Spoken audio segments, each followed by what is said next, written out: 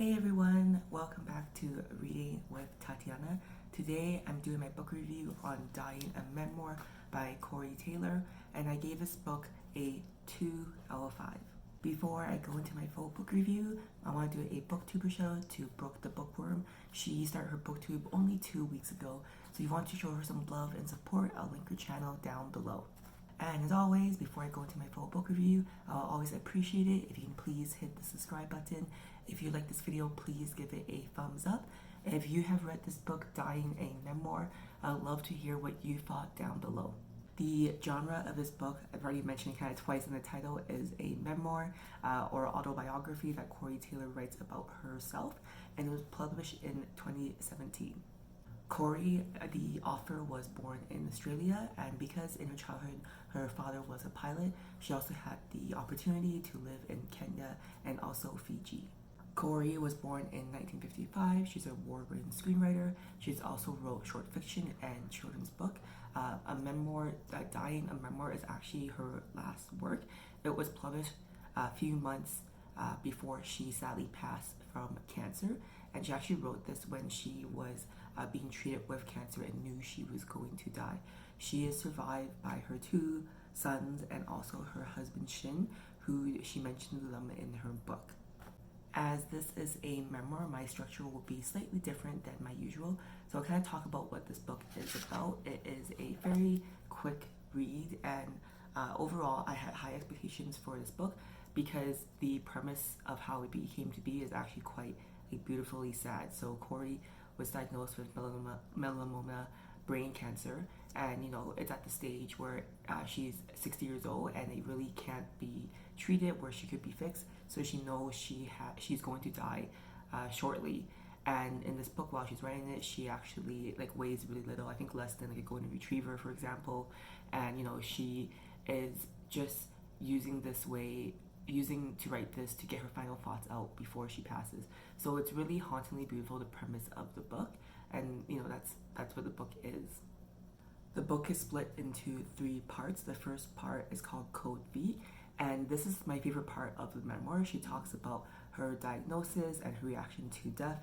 She talks about how she orders these illegal drugs from China, which you can order online and you can take, and then it's kind of a way of suicide or assisted death. But it's also painless, right? Because and it's also giving yourself dignity to choose when you die. So in the first part of the book, she talks about these organizations that she joins or looks up. There's one called Exit International and Dignitas, and basically they're a support group for people who know they're terminally ill or maybe want to talk about death. And it's kind of like she talks about in a comedic way how everyone dies and everyone is going to die, and it's something we're going to experience. Yet it's kind of this hush hush topic we don't talk about. But in these 2 organizations that she gets involved in, these people are able to talk about it so candidly, and in a way it's kind of being empowering to take death into your own hands, which I personally also really believe in. I don't want to die right now, but if I were to die, I do feel I've been very privileged to live a very full life, and when I die is when I die. And if I know when I'm going to die and have the opportunity to have the privilege to know when I'm going to die, I really want to take it into my own hands if possible. In this first part of the book, she also mentions how the medical system, especially in the Western world, they don't mention death as an option because it's seen as a failure if your medical professions don't help you live. And it's interesting, she said, because in our society now we have prolonged life, but it also means we're trying to prolong death, and why do we do that? So I thought that was a very interesting topic. Part 2 of the book is called Dust and Ashes, and here she talks more about her family background. And it's interesting because she kind of talks about her mom's upbringing, and she kind of but I kind of observe it as the way she talks about her mom's upbringing as to reason why her mom is the way she is, and also to reason why she is the way she is, which I thought was interesting. So this part of the book made me think that when she was writing this memoir when she was sick and in the hospital, was her reflecting on how your family makes who you are. Even if you're not in touch with your family nowadays, your family or whoever raised you has an lasting imprint on you. So I thought it was interesting how in this part of the book, as she is dying, that she is kind of going back to the beginning of her life. The third and last part of her book is called Endings and Beginnings, and here she further talks about her parents, and now including her dad, and also why her dad is the way he is, and how that had an impact on her and her brother and sister's relationship. In the book, she mentions she's closer to her sister. Her sister and her brother are kind of like estranged from their brother. She also talks about, again, back to her one of her earliest memories about her being aware of consciousness. So in this book, she talks about how she's aware of it when she sees a kookaburra, which is a bird in Australia, eating a skink, which is a small, I think, lizard in Australia, and how she, as a child, observing that, realizes how life can just end. So I thought that was interesting because that's something I think we all experience as a kid, whether we remember or not. So I feel it's a good time for you to challenge yourself to remember what's your earliest memory of death and that consciousness can end, because I think that's super interesting. In this final part of the book, she also talks about in her, I guess, her earlier experiences in life, where there was a time where she narrowly escaped her legs being amputated in a car accident, and it made her think about how like maybe she could have died in an accident, or if maybe think about how if she had her legs amputated, maybe her cancer wouldn't have spread because that was the first spot in her legs where the cancer appeared. So it's just interesting to think how at the end of her life she thinks about the way she thinks about her life, because I actually found the second part of the book kind of like choppy and like wasn't too easy to read. That kind of leads into now me sharing things I didn't like about the book.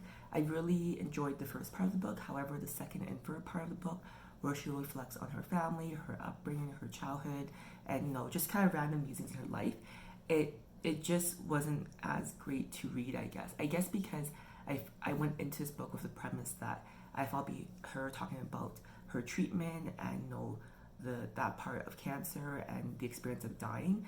But the second and third part of the book, and nothing wrong with this because this is her story, of course, is that it read more like a journal entry and her just kind of reflecting her own life, and it wasn't very like well structured.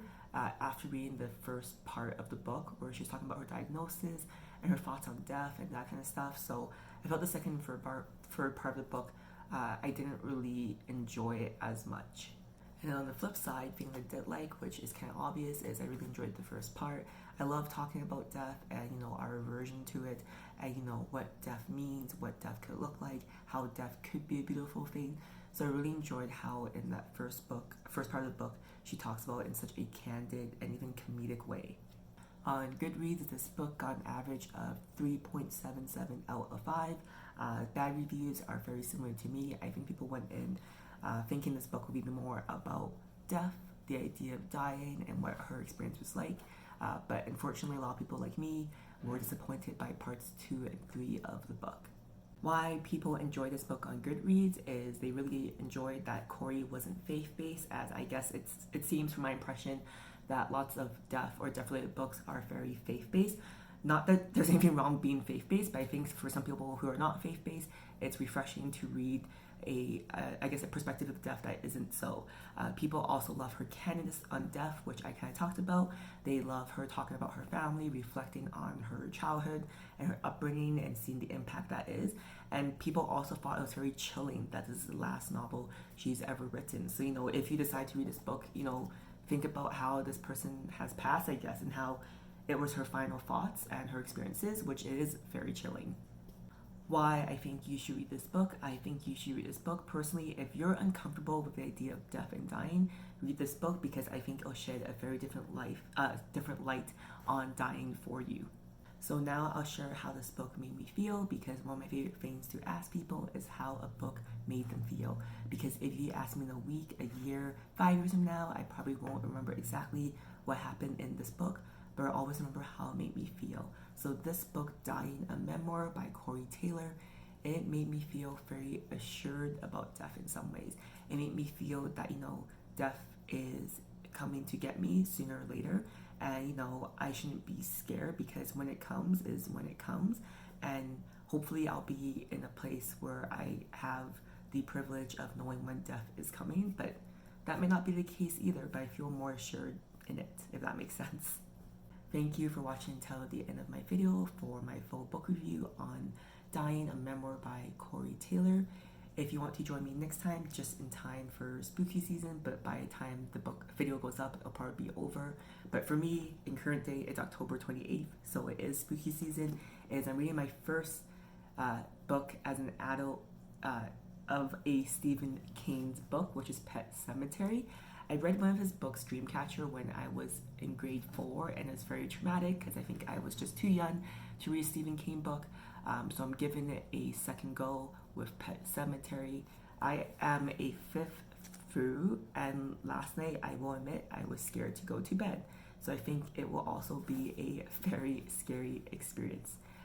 Again, thank you for watching until the end, and I'll see you guys next time. Bye!